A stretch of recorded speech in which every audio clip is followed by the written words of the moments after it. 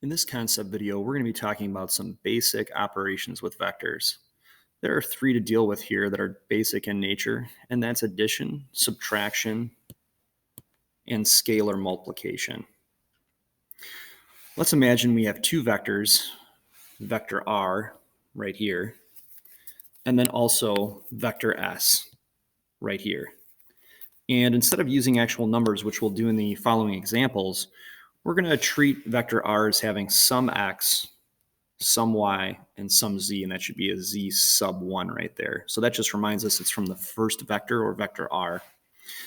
Then our vector s is going to have some value of x, x sub 2, some value of y, and some value of c.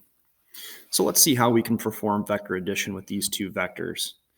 If we had to write this out and we're adding vector r and s together, all we're going to do is add the x components, and that'll be the new x component of the new vector. Then we'll add the y components. Then we'll add the z components. And you'll wind up with a new vector, the addition of two vectors r and s in this case. R minus s works similarly. That should be a sideways v there. So we've got x sub 1 then minus x sub 2, y sub 1 minus y sub 2, and z sub 1 minus z sub 2. The next part down here is a scalar multiple. So I'll write that down here for you, scalar multiple, and that refers to the 2, not the vector r, just the 2. So it's kind of like a coefficient, but when we're doing vector operations, we usually call them scalars or scalar multiples. If you had to write it out, here's what you would do. You would write 2 and then times vector r here.